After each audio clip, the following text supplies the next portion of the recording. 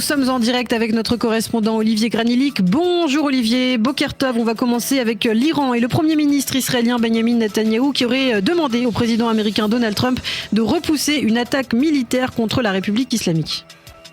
Oui, en effet, Ilana, c'est ce que nous apprenons ce matin. Une demande qui a été faite lors d'un appel récent entre les deux dirigeants. Trump, interrogé dans une interview sur NBC, n'a pas exclu la possibilité d'une action, mais a préféré rester vague. Il n'a pas confirmé en tout cas une attaque imminente en Israël. On suit de près ces développements.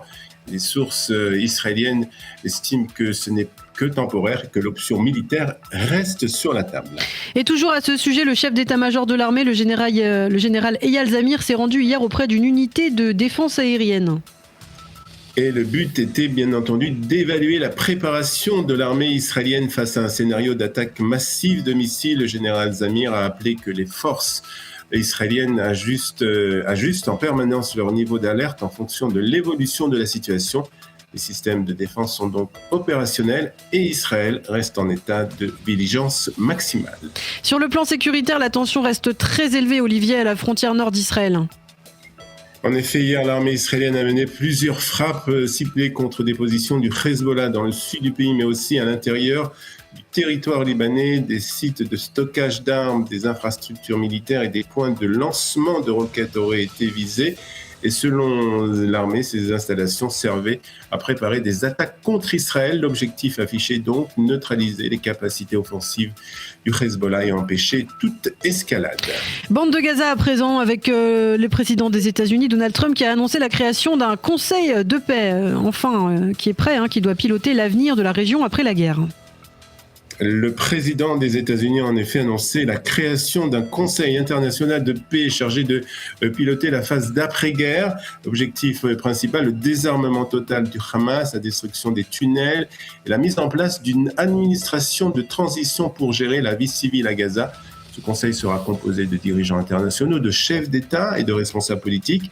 Il devra aussi superviser la reconstruction, la sécurité, la santé, l'éducation et les infrastructures. Il a aussi rappelé que le Hamas à libérer immédiatement le dernier otage encore détenu dans la bande de Gaza. Pour Washington, c'est une condition essentielle pour avancer vers une solution politique. Un attentat a été déjoué hier soir en Judée-Samarie sur la route 449.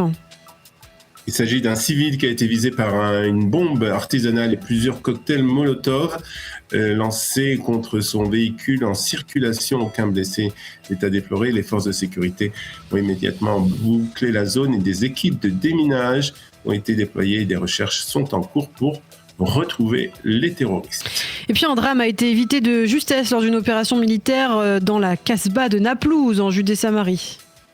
Oui, ça s'est passé, Ilana, dimanche, mais l'information a été autorisée à la publication seulement hier. Il s'agit de 5 soldats d'une unité spéciale, les Duvdevan, qui ont été pris pour cible par erreur par leurs propres camarades qui ne les avaient pas identifiés dans l'obscurité. Les tirs ont été déclenchés, les soldats ont dû se jeter au sol pour échapper aux balles. Aucun blessé. Bien heureusement, n'est à déplorer, mais une enquête interne a été ouverte pour comprendre ce grave dysfonctionnement. À Jérusalem, plusieurs centaines de personnes ont manifesté également contre le projet de loi sur la conscription. Oui, ça s'est passé hier et parmi eux, des familles endeuillées, des soldats blessés, des réservistes. Les responsables de l'opposition, ils ont marché jusqu'à la Knesset pour dénoncer une réforme qu'ils jugent dangereuse pour la sécurité d'Israël. Yair Lapid et Gadi Eisenkot ont rappelé que l'armée manque de combattants et que le pays ne peut pas se permettre d'affaiblir le service militaire. Et puis enfin, on termine avec un tremblement de terre qui a été ressenti hier matin dans le sud d'Israël. Oui, un séisme d'une magnitude de 4,2 avec un épicentre près de Dimona dans le Negev. Les secousses ont été ressenties dans plusieurs régions du pays jusqu'à Jérusalem et dans la vallée du Jourdain. Des alertes ont été diffusées par le commandement du front intérieur. De nombreux habitants ont senti la terre trembler pendant quelques secondes. Heureusement, il n'y en a aucun blessé ni dégâts importants n'ont été signalés. Alors que les tensions autour du dossier iranien ne cessent de monter, l'hypothèse d'une frappe américaine contre l'Iran est plus que probable et une éventualité qui pourrait avoir des conséquences directes pour Israël. sur le plan militaire, sécuritaire et diplomatique. Pour en parler, nous recevons aujourd'hui Jonathan Serrero, qui est journaliste. Jonathan, bonjour et merci d'être avec nous. Bonjour Olivier. Alors on va essayer de comprendre justement, Jonathan, comment Israël se prépare concrètement à une éventuelle escalade militaire avec l'Iran et ses alliés. Tout d'abord, il y a eu les messages qui ont été diffusés par le porte-parole en chef de Tsahal, Efi Defrin, pour rassurer l'ensemble de la population, pour encourager la population à ne se fier qu'aux informations officielles transmises par Tsahal. Il y a eu la décision aussi prise par le chef d'état-major de Tsahal, en l'occurrence Eyal Zamir, de renforcer la préparation défensive de l'État d'Israël en cas de frappe américaine contre la République islamique. Et il y a eu aussi les services de santé israéliens qui ont pris des décisions fortes en cas d'offensive militaire américaine contre le régime iranien, de passer à une situation de quotidien calme, à un quotidien plus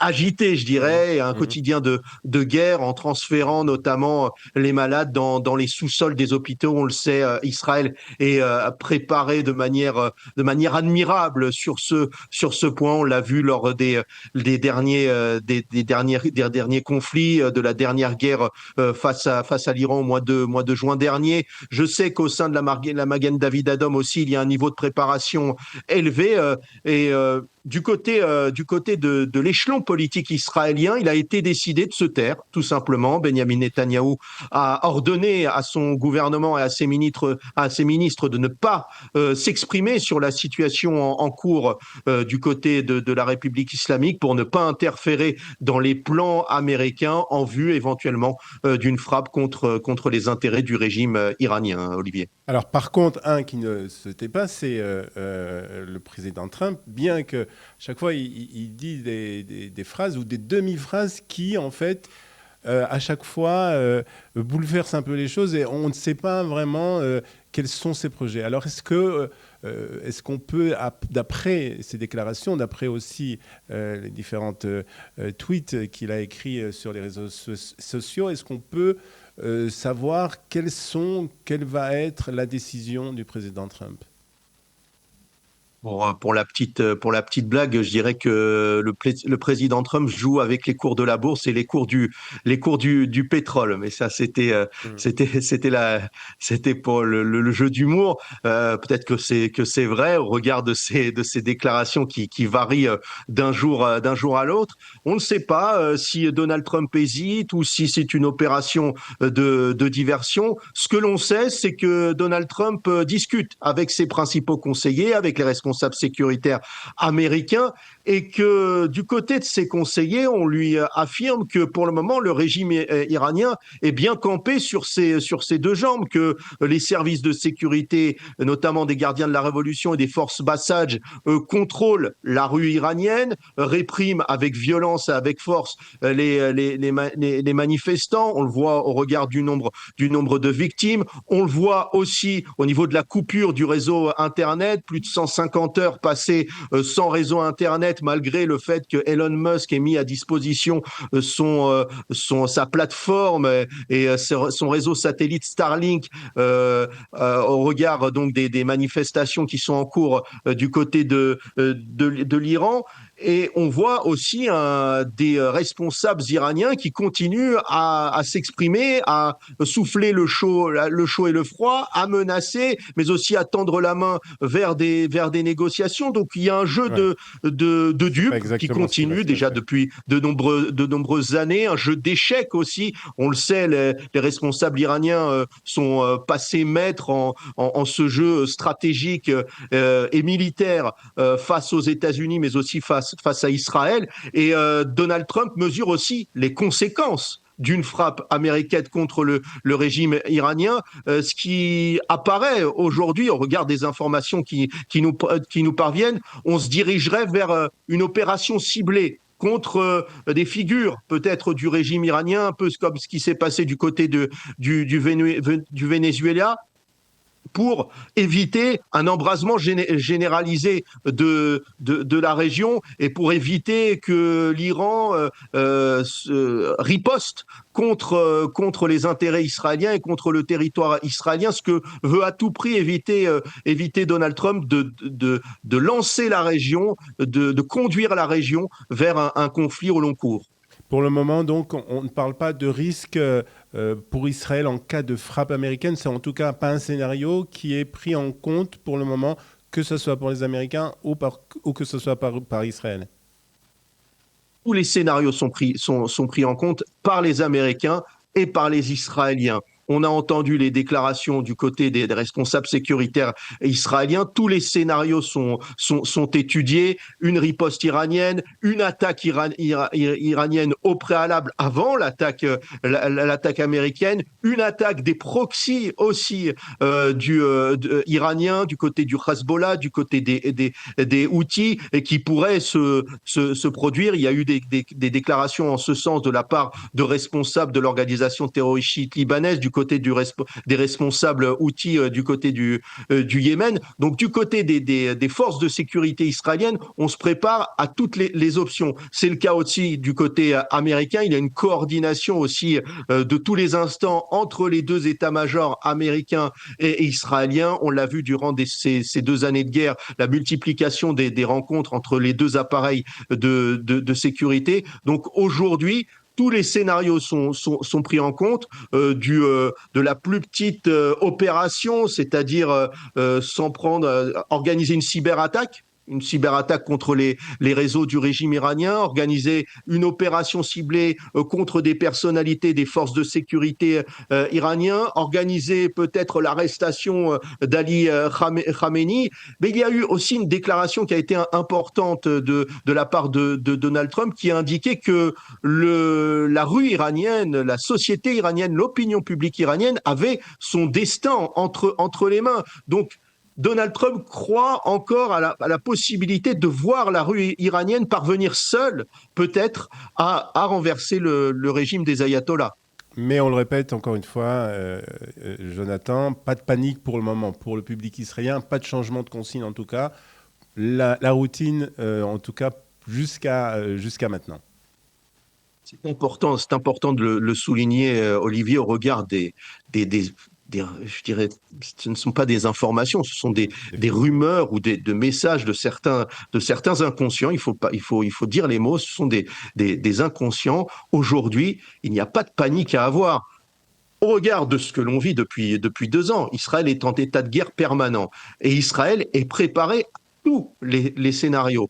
Et au regard aussi des déclarations qui ont été faites par le Premier ministre israélien, Benjamin Netanyahou, qui se tait sur la question de la situation en Iran depuis déjà plusieurs semaines, plusieurs jours. Il y a eu les déclarations d'Eyal Zamir, les déclarations du porte-parole de Tzahal, Effi Defrin, et au regard aussi des recommandations qui ont été émises. Alors il y a certes ici ou là certains maires de certaines villes, notamment du côté de Dimona, du côté de Beersheva, du côté de Tel Aviv même, qui ont décidé d'ouvrir leurs abris antimissiles par précaution pour se préparer à toute éventualité. Mais aujourd'hui, le quotidien israélien suit son cours et quand l'alerte sonnera, alors Israël se mettra en ordre de marche et se préparera en conséquence, Olivier. Ouais, j'avais envie de dire, comme on en a l'habitude.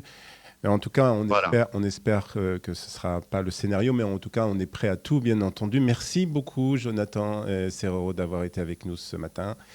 Et Shabbat Shalom. Merci à vous.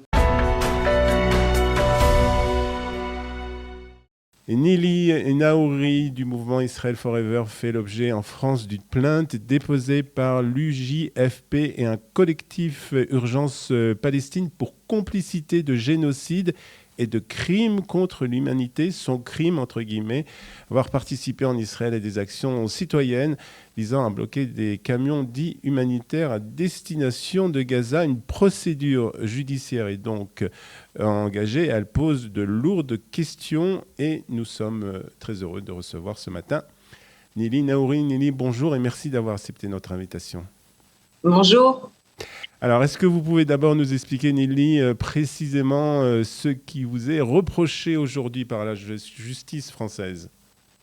Alors, pour le moment, je n'ai pas vraiment de détails précis, vu que je l'ai appris par la presse, enfin par des amis qui m'ont envoyé une flopée de coupures de presse, puisque tous les journaux ont eu la joie de reprendre cette accusation. Donc effectivement, je suis apparemment accusée de complicité de génocide, provocation publique et directe au génocide suivi des faits, complicité de crimes contre l'humanité, atteinte à la vie, persécution, autres actes inhumains.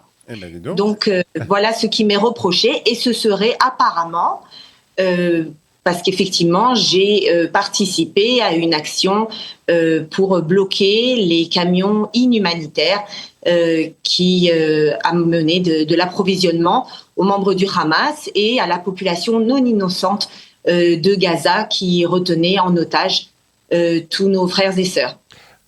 Quand vous avez appris ça, quelle a été votre meilleure réaction, Nini? Ma réaction, c'est de comprendre, encore une fois, que la France est tombée dans un délire antisémite. S'il y a 2 juges d'instruction qui sont capables effectivement d'abonder dans le sens de ces 2 organismes antisémites, je vous rappelle que l'UJFP, d'abord, c'est une association qui n'a rien de juif. Il y a 2 juifs complètement assimilés à leur tête, ou un juif, bref. Et ils ont, le 7 octobre, publié un post de soutien à la résistance palestinienne. Et bien entendu, le collectif Urgence Palestine, on sait bien qu'elle appelle au boycott contre Israël, et que c'est une association fondamentalement antisémite et anti-israélienne. Donc si 2 juges français abondent dans le sens de ces associations, c'est que on est tombé bien bas en France, mais cela ne m'étonne pas, puisque la France a cette politique maintenant de soumission. Bon, ça fait déjà maintenant quelques années que des députés d'extrême gauche du LFI ont porté plusieurs plaintes contre moi, s'en sont référés au procureur.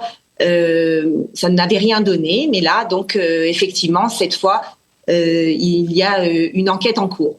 Alors, pour le moment, vous nous dites que vous n'avez reçu aucune information directement concernant donc cette procédure, ces enquêtes. Non, il y a déjà 3 personnes qui ont été convoquées, par contre, en France, qui ont subi des interrogatoires dans mon entourage, dans l'association Israelis Forever que je dirige, et dont nous avons une section en France.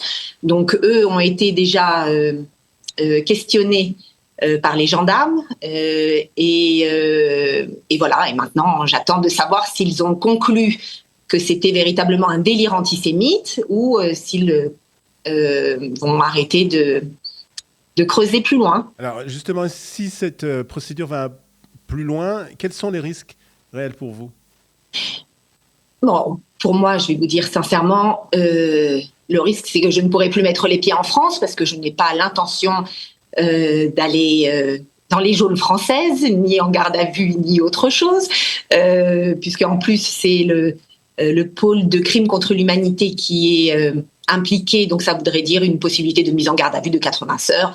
Je vous assure qu'en 96 heures, je peux faire beaucoup de choses pour Israël, donc je ne vais pas perdre mon temps dans les geôles françaises.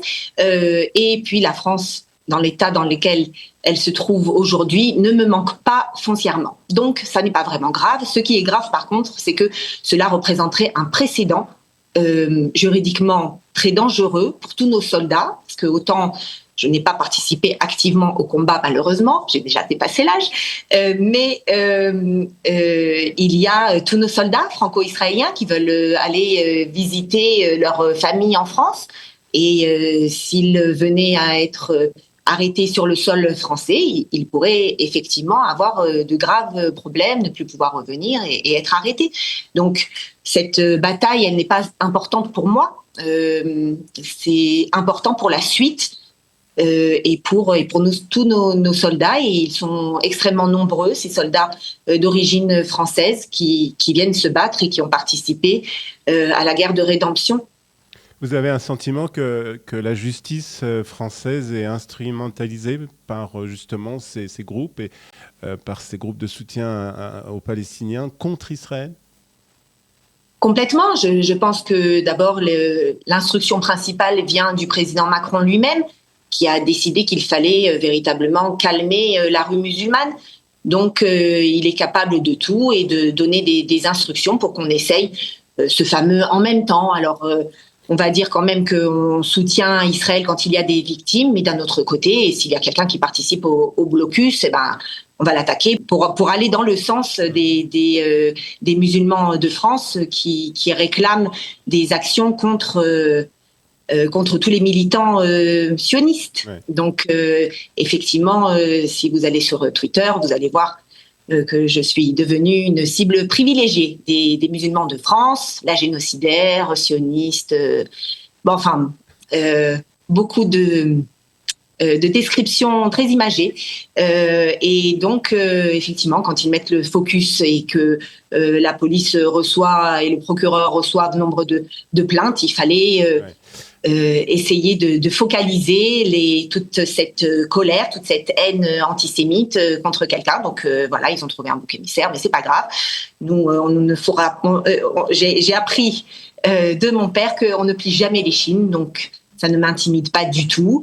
Les musulmans croient d'ailleurs que suite à cette plainte, je me planque en Israël. Alors si ils écoutent cette vidéo, et je pense qu'ils ne manqueront pas de le faire, qu'ils sachent que j'habite en Israël depuis 32 ans, grâce à Dieu, et que je compte y rester, donc, et que la France ne me manque pas. Mais si j'ai envie d'aller en France, j'irai quand même. Mais alors justement, vous dites ne pas être inquiété par cette procédure outre mesure, mais quand même, vous allez quand même vous défendre d'une certaine manière. Bien sûr.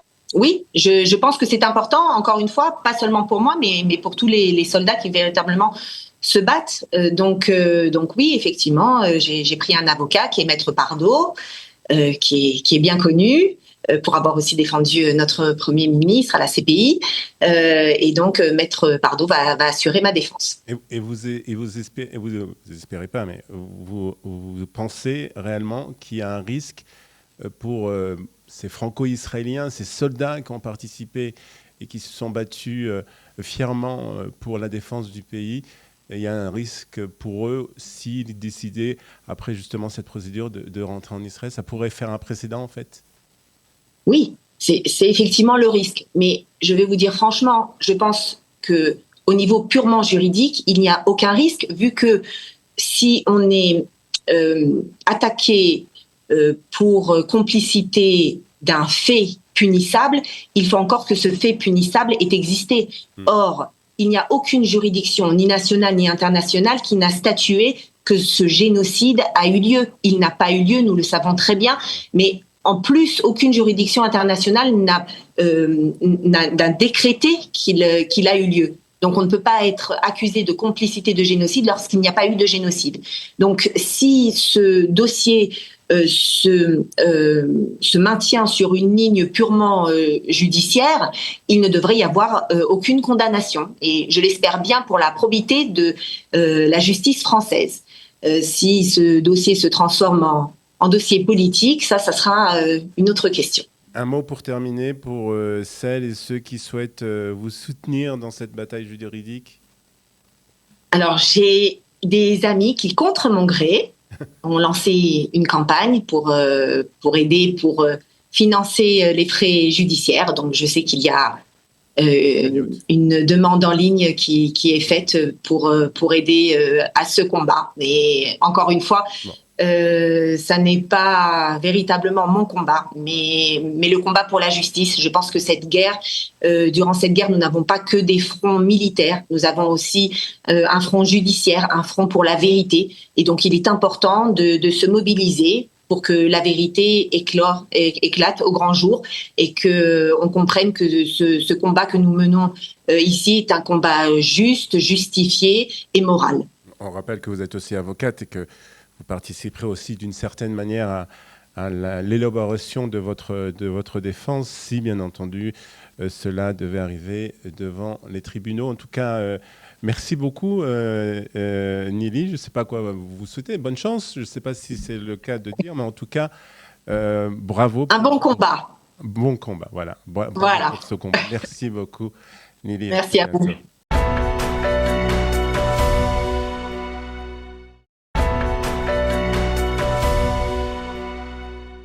Nous sommes le vendredi 16 janvier 2026 et c'est à présent la revue de la presse et des médias israéliens sur Studio Kalita. La presse israélienne de ce matin s'interroge sur la réelle possibilité d'une action militaire américaine contre l'Iran. Selon le quotidien Yediot Ahronot, Trump a bien autorisé le principe d'une option militaire, mais à une condition, que l'attaque soit rapide, décisive et surtout qu'elle ne déclenche pas une guerre longue dans la région.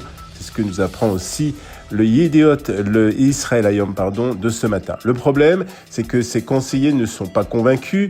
Ils estiment que le régime iranien ne tomberait pas forcément après une frappe et surtout que les États-Unis n'ont pas encore assez de force dans la région pour faire face à une riposte iranienne massive.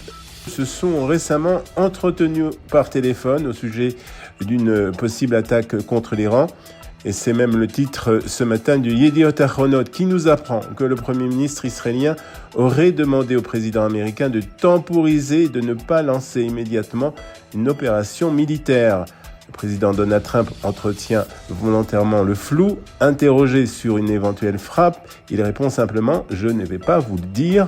C'est ce que nous rapporte aussi ce matin le quotidien Israël Hayom. Washington veut donc éviter une escalade régionale tout en gardant une pression maximale sur le régime iranien, conclut le Yediot Ahronot de ce matin. Et un ancien responsable sécuritaire israélien met en garde contre une reprise des négociations entre Washington et Téhéran. Il s'agit de Tzachi Hanegbi qui, dans le Yediot Ahronot, explique que la reprise des négociations pourrait être une erreur stratégique pour Washington. Selon Hanegbi, le régime iranien ne considère pas cette discussion comme une bouée de sauvetage et la reprise du dialogue pourrait en réalité resserrer les positions de Téhéran plutôt que l'affaiblir. Autrement dit, une ouverture diplomatique maintenant pourrait ne pas faire fléchir les dirigeants iraniens, mais plutôt leur donner l'impression d'une faiblesse de la communauté internationale.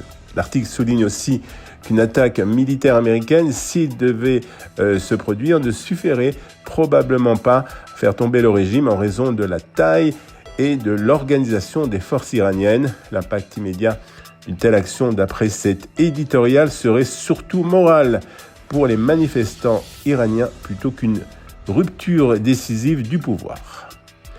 Politique à présent avec la presse israélienne qui évoque ce matin une manœuvre de Binyamin Netanyahou autour de la loi de conscription. Et c'est le journaliste Amit Segal de la chaîne 12 qui explique l'objectif principal du Premier ministre, sécuriser une majorité pour faire passer la loi d'exemption du service militaire pour les étudiants de Yeshiva. Pour y parvenir, Binyamin Netanyahou a obtenu la démission du député israélien Heller, du parti Agudat Israël, de la Knesset, en échange d'un poste de vice-ministre des communications. Son siège sera donc occupé par Yitzhak Pindrus, membre de Degel HaTorah, et considéré comme un vote plus fiable en faveur de la loi. C'est un changement qui permet au gouvernement de contourner la décision des grands rabbins qui voulaient que tous les députés d'Agudat Israël votent contre ce texte. Selon Amit Segal, elle permet surtout à Netanyahou de franchir 3 étapes clés: faire passer la loi sur l'enrôlement des étudiants de Yeshiva, faire adopter le budget et tenir jusqu'au mois de septembre ou octobre en vue d'élections législatives. À Jérusalem, des familles endeuillées ont manifesté contre le projet de loi sur l'exemption du service militaire. Et c'est plusieurs quotidiens israéliens qui nous rapportent que près de 2000 personnes ont participé au marché jusqu'à la Knesset. Parmi elles, des parents de soldats tombés, des réservistes, des blessés de guerre et des responsables politiques de tous bords. Tous dénoncent une loi jugée injuste et dangereuse pour la sécurité d'Israël. Plusieurs mères ont appelé aussi que leurs fils sont retournés au combat pour sauver des vies sans hésiter. Leur message est clair, nous dit ce matin le Yediot Ahronot. Le service militaire ne doit pas être une question politique, mais un devoir partagé pour tous. Et sur le plan judiciaire en Israël, un nouveau bras de fer oppose le ministre de la Justice et la conseillère juridique du gouvernement. En effet, Galia Baharav Meira a estimé que la plainte disciplinaire déposée contre le ministre Yariv Levin contre le président de la Cour suprême, Yitzhak Amit, était sans fondement factuel et n'a aucune validité juridique. C'est ce qu'a rapporté plus exactement hier la télévision E24 News en hébreu.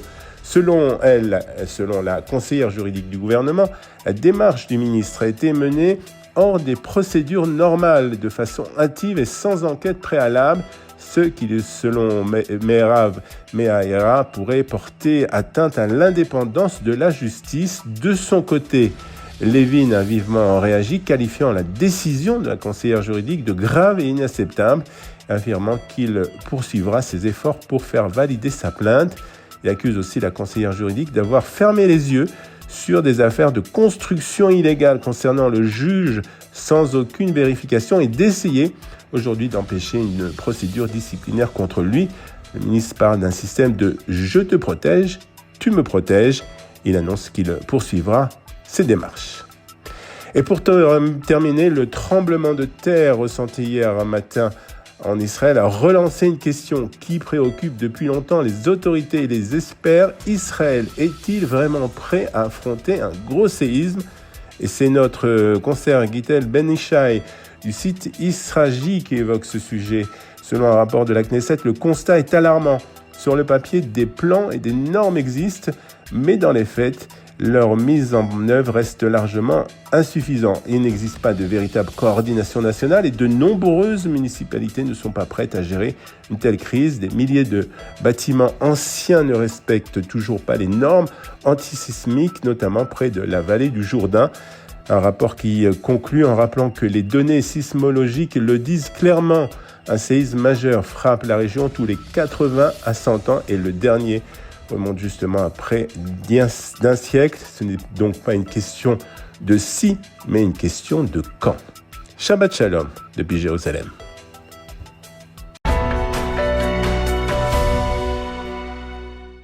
Le 14 décembre 2025, Ferhat Mehini, président du mouvement pour l'autodétermination de la Kabylie, a proclamé l'indépendance de son pays après plus de 60 ans de lutte, une lutte qui se poursuit encore aujourd'hui. Un geste hautement symbolique et un geste aussi qui a trouvé un écho hier, puisqu'à la Knesset, un débat en séance plénière a été consacré justement à la Kabylie, à l'initiative du député Dan Ilouz, une preuve supplémentaire des relations chaleureuses entre le peuple kabyle et le peuple juif. Ferhat Mehini est notre invité aujourd'hui. Monsieur le Président, bonjour et merci d'avoir accepté notre invitation.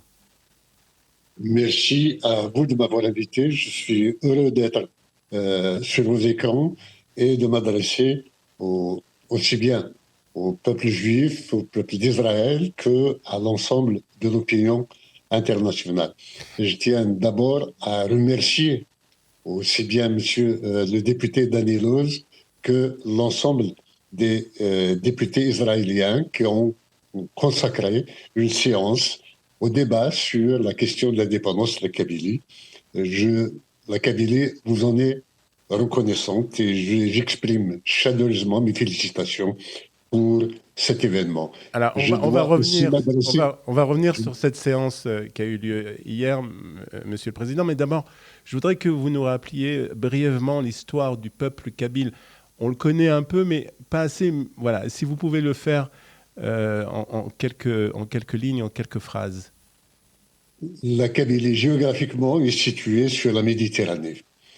Elle commence à 100 km à l'ouest d'Alger et finit aux environs de Skikda, à quelques 300 km environ. Donc il y a 350 à 400 km de côte de la Kabylie avec une profondeur de 100 à 200 km. C'est un peuple d'au moins 12 millions d'habitants, dont 8 millions sont en Kabylie, 2 millions à Alger et 2 millions en France particulièrement. Nous avons une langue à part, c'est une langue d'origine amazigh, d'origine berbère, et nous avons nos coutumes, nos traditions, nous sommes laïcs, et nous avons accueilli toutes les croyances et nous continuons de les accueillir avec respect et vénération, tout en demandant à chacun de respecter des croyances de l'autre. Nous avons sacralisé les croyances de telle sorte que personne ne puisse attenter au respect et à la croyance de l'autre. Donc la Kabylie prête serment au nom de toutes les croyances. C'est le serment le plus haut qu'on puisse faire à notre niveau. Et la Kabylie est une terre de tolérance, c'est-à-dire que les religions peuvent coexister sans aucun heurt, et les athées, les incroyants, bref, les impies, tout ce qu'on voudrait. Nous sommes un peu animistes sur le plan culturel également, et surtout laïques. Alors justement, depuis longtemps, les relations entre les Kabyles et la communauté juive sont réputées chaleureuses. Comment vous l'expliquez ? Je ne sais pas, probablement par le fait que nous admirions un peuple qui résiste à une idéologie et à une volonté d'effacement et de démantèlement de la part de son environnement. C'est ce que subit la Kabylie exactement. Donc il y a similitude entre les deux situations, sauf que Israël est un État reconnu.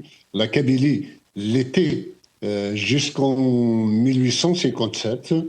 Elle ne l'est plus depuis, mais elle se bat pour recouvrer son indépendance. Il faut rappeler que s'il y a eu guerre d'Algérie, c'était la Kabylie qui l'avait déclenchée, et c'était pour recouvrer sa liberté d'abord.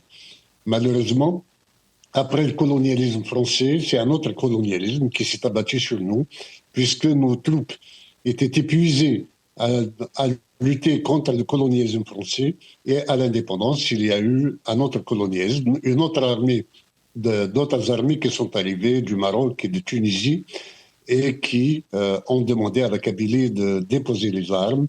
Et il y a eu une guerre pendant 3 ans, de 1963 jusqu'en 1965, et cela s'est terminé malheureusement par une défaite.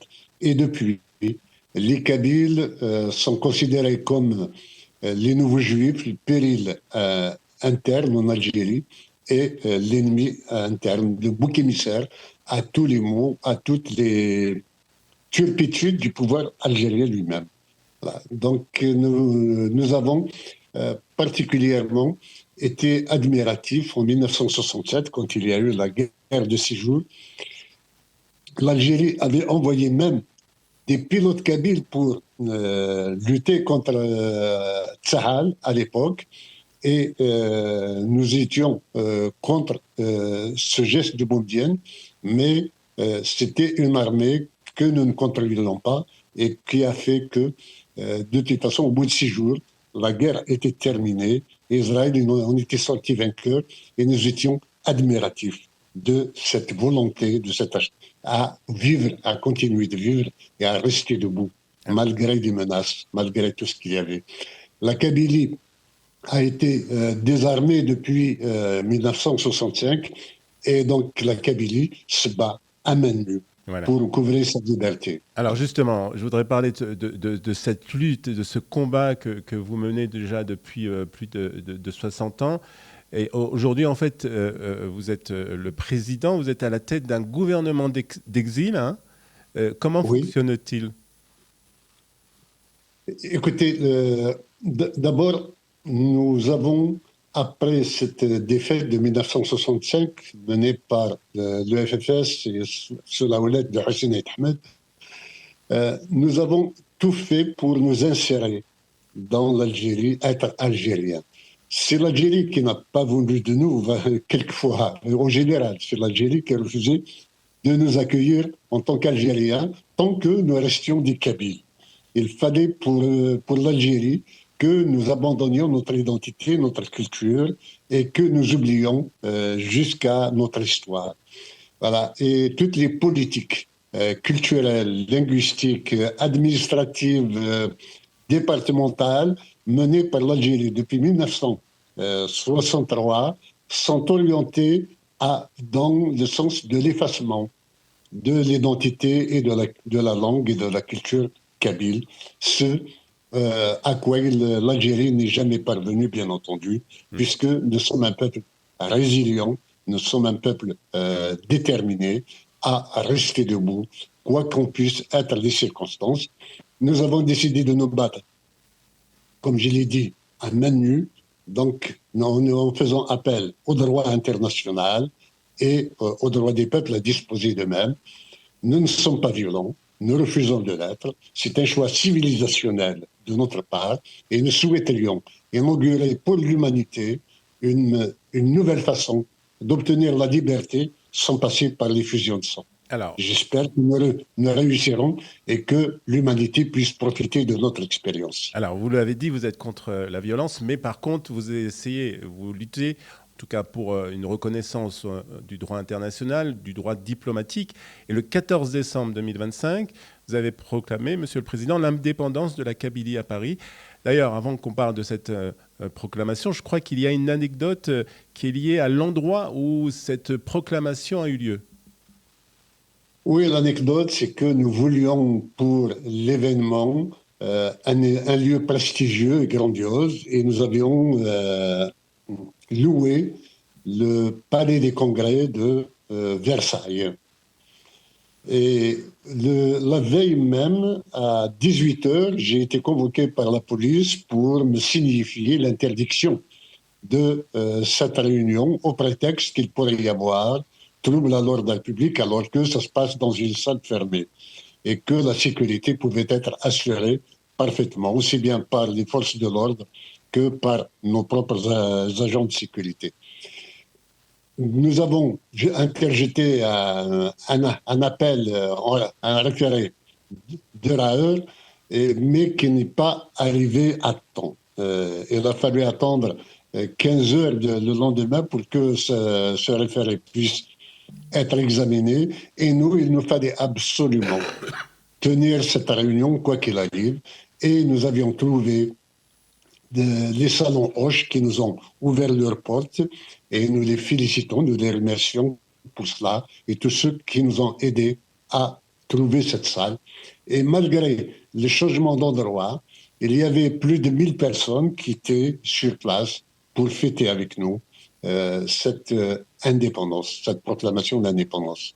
Donc, en fin de compte, cette proclamation a eu lieu au Salon Hoche. La communauté juive de France connaît bien ces salons. Au même moment, je crois qu'il y avait une bar mitzvah qui s'est déroulée dans les Salons Hoche.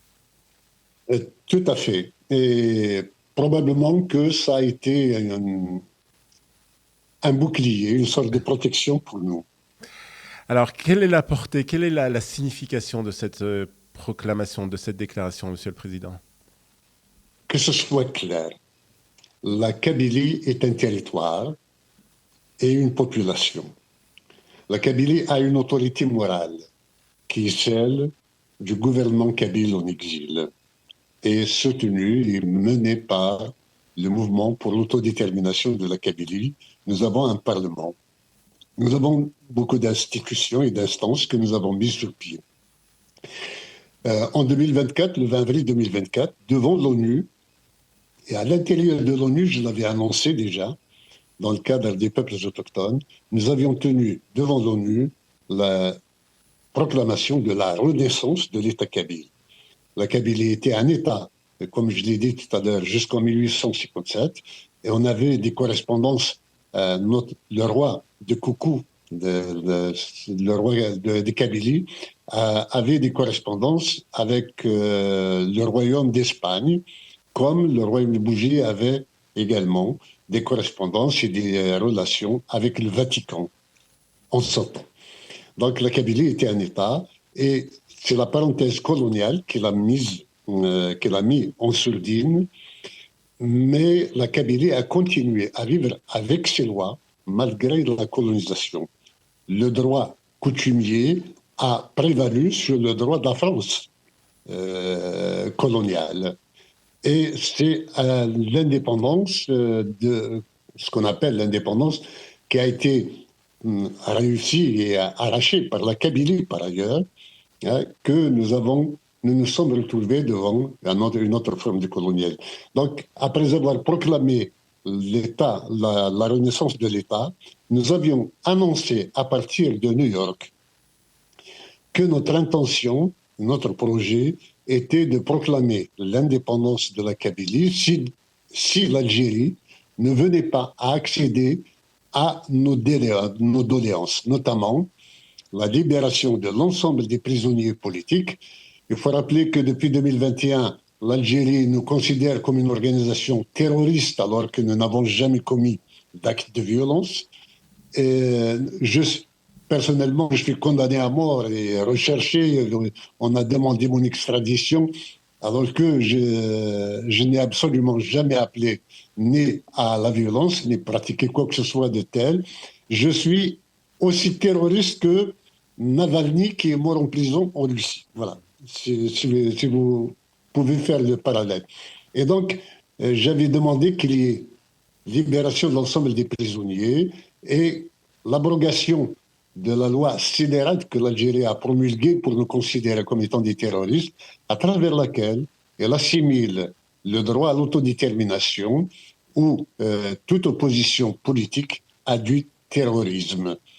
Donc l'abrogation de cette loi, et ensuite nous pouvons nous asseoir à la table des négociations pour déterminer les échéances, les modalités d'un référendum qui puisse trancher entre nous.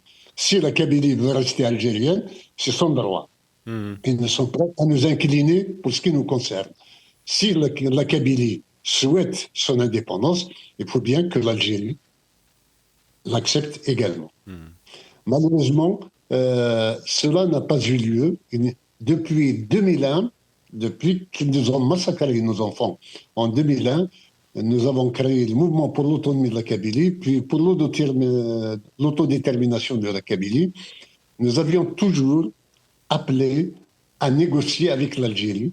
Nous n'avons jamais eu une autre réponse que celle de la répression, que celle du mépris, que celle du déni. À partir de là, il y a eu un an qui s'était passé. On devait proclamer notre indépendance le 20 avril, qui est une date symbolique pour nous, depuis 1980.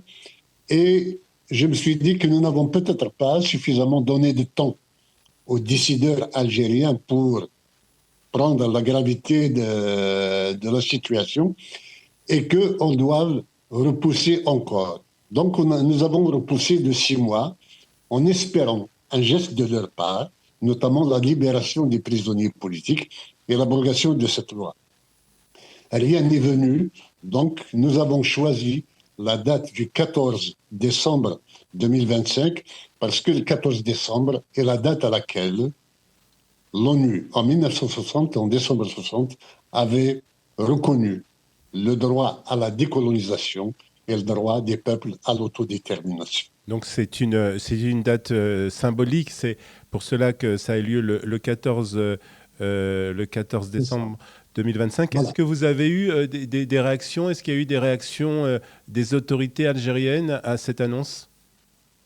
Aucune. Officiellement, il n'y en a aucune. Ils lâchent un peu la meute des réseaux sociaux qui sont à leur solde pour nous dénigrer, mais officiellement, il n'y a aucune réaction qui soit arrivée de la part du gouvernement algérien. Alors hier, comme on l'a dit, hein, Monsieur le Président, pour la première fois, il y a eu un débat. C'était la première fois que ça avait lieu en séance plénière dans un parlement dans le monde entier. Et ce débat a eu lieu donc à la Knesset israélienne, à l'initiative de Dan Ilouz. Est-ce que vous vous y attendiez et est-ce que c'était un moment important pour vous? Je ne m'y attendais pas. Toutefois, cela fait longtemps que je lance des signes à Israël pour prendre en considération la revendication de la Kabylie, d'entretenir des relations diplomatiques les plus saines. J'ai personnellement, depuis 2004, pris position à chaque intifada en faveur d'Israël, en démontant un peu l'ingénierie utilisée par le Hamas notamment, de se mettre à partir d'hôpitaux et d'écoles, à lancer des missiles ou des roquettes contre Israël et automatiquement la riposte allait sur l'endroit d'où émanait de missiles. Donc, le Hamas massacrait lui-même ses propres populations. Donc, et après le 7 octobre 2023, comment vous avez réagi ? Tout de suite, nous avons soutenu Israël dans son épreuve et nous avons marché avec la première marche qu'il y a eu le 10 octobre ici à Paris. Et depuis, nous avons été aux côtés d'Israël contre le terrorisme et contre la violence. Je suis particulièrement compatissant à l'endroit des populations de Gaza qui ont subi les affres de la riposte, mais c'était pour démanteler la seule menace existentielle pour Israël, qui est le Hamas. Donc, nous sommes aux côtés d'Israël et nous ne l'avons jamais caché, malgré toutes les propagandes qui ont été menées à travers le monde et qui, quelquefois, ont mis Israël en difficulté, ou du moins en incompréhension de la part d'un certain nombre de masses à travers le monde. J'espère que la vérité finira par être admise par tous, que ce n'est pas Israël l'agresseur, mais que c'était le Hamas. Voilà. Et donc cette déclaration d'indépendance, bien entendu, est tout à fait symbolique, mais ce qui n'est pas symbolique, c'est que dorénavant, il n'y aura jamais de retour en arrière. La Kabylie a proclamé son indépendance une bonne fois pour toutes. Ça n'arrive qu'une fois dans l'histoire d'un peuple. Cette déclaration est faite, elle est là pour l'éternité. Pour ce qui concerne l'examen de cette déclaration d'indépendance par la Knesset, nous en sommes fiers et toute la Kabylie se réjouit de cette issue et de cet événement. Nous sommes là pour conforter une solidarité pour toujours entre la Kabylie et Israël. Je suis venu en Israël en 2012 déjà et j'ai apporté mon soutien à ce moment-là en Israël. Malheureusement, il n'y a pas eu suffisamment de suivi de ce voyage et nous essayons de remettre cela en marche. Maintenant que Israël a déverrouillé le droit international, parce que c'est cela que M. Netanyahou vient de faire à travers la reconnaissance du Somaliland. Vous savez que l'Union africaine a consacré l'intangibilité des frontières héritées de la colonisation. Même si cette intangibilité a été entamée à maintes reprises, notamment par le Timor-Leste, par le Soudan Sud, par l'Érythrée, il n'empêche que beaucoup de pays gardaient cela comme étant quelque chose d'intouchable. Or, depuis 1991, avec le chaos créé par Siad Barre, le dernier président somalien, la Somalie n'existe plus officiellement au niveau des instances internationales, sauf le Somaliland qui a échappé au chaos et qui s'est organisé, qui a son armée, qui a son administration, qui a l'ensemble des services publics qui fonctionnent correctement, mais que aucune autorité, aucune chancellerie ne reconnaissait en vérité. C'est en 2010 que j'avais déjà personnellement mis le doigt sur l'injustice qui frappait le Somaliland. Et M. Netanyahou, Israël, en reconnaissant le Somaliland, vient d'ouvrir une page de l'histoire de l'humanité qui fait qu'on ajuste pour de bon les frontières des pays. On bouge la géopolitique post-coloniale pour l'ajuster au peuple, au vrai peuple qui existe. Alors justement, est-ce que vous pensez... La Kabylie a été annexée à l'Algérie, mais elle n'en a jamais réellement fait partie. Ouais. Mais est-ce que justement vous pensez... de l'Algérie. Est-ce que vous pensez, Monsieur le Président, que cette reconnaissance par Israël du Somaliland puisse ouvrir la voie à une reconnaissance de la Kabylie par Israël, justement? Bien entendu. Cette reconnaissance est aussi faite non seulement pour des raisons de fonctionnement réel et d'élimination des menaces dans le Golfe, dans la mer Rouge, notamment au Golfe d'Aden, mais aussi parce que le Somaliland est partie prenante des accords d'Abraham. Et la Kabylie est prête à se joindre à ces accords d'Abraham, pour autant que le plan global puisse assimiler, engager, faire participer des peuples qui, pour le moment, dont les États ne sont pas reconnus. Et la Kabylie a déjà envoyé une lettre dans ce sens au ministère des Affaires étrangères israélien l'année dernière pour demander cette participation. Nous avons également relancé cette demande par des canaux spéciaux auprès des Israéliens pour nous associer aux accords d'Abraham. Et donc d'ouvrir la voie à la reconnaissance de la Kabylie sur le plan international. Bien sûr, ce n'est pas la première fois que la question kabyle est arrivée dans un parlement. Il y a ici en France Madame Valérie Boyer qui est déjà intervenue à 2 reprises auprès du Parlement français. Nous avons été reçus aussi bien au Parlement qu'au Sénat français. Nous avons été reçus au Quai d'Orsay à un moment donné. La question a été posée également au niveau du Parlement canadien à Ottawa, comme en Angleterre également. Nous avons été reçus à la Chambre des Lords et au Parlement britannique.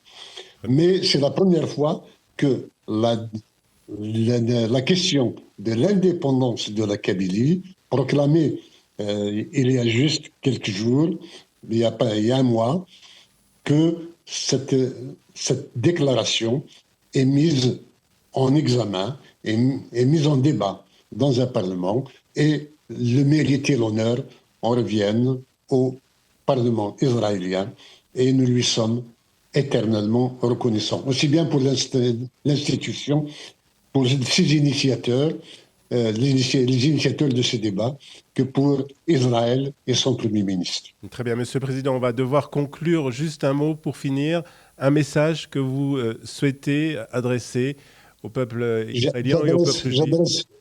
J'adresse 2 messages. Le premier à mon peuple, au peuple kabyle. Je vous ai mené sur la voie du pacifisme. Beaucoup n'y croyaient pas. Connaissant le modus vivendi, ou operandi des libérations nationales. Nous sommes en train de réussir un miracle et nous le réussirons. La Kabylie redeviendra bientôt indépendante et le colonialisme que nous subissons de la part des autorités algériennes prendra fin un jour ou l'autre et nous espérons qu'il le sera plus tôt que prévu. Au peuple israélien, sachez que Israël a besoin d'une sœur sur la rive sud de la Méditerranée, qui est la Kabylie. Et nous ferons de notre espace méditerranéen un lieu de paix, de prospérité, de solidarité, de justice et de coopération internationale. Voilà. Vive l'amitié et la fraternité israélo-kabyle. Ferhat Meini, merci beaucoup d'avoir été avec nous. Merci, Monsieur le Président, d'avoir été avec nous. Au revoir.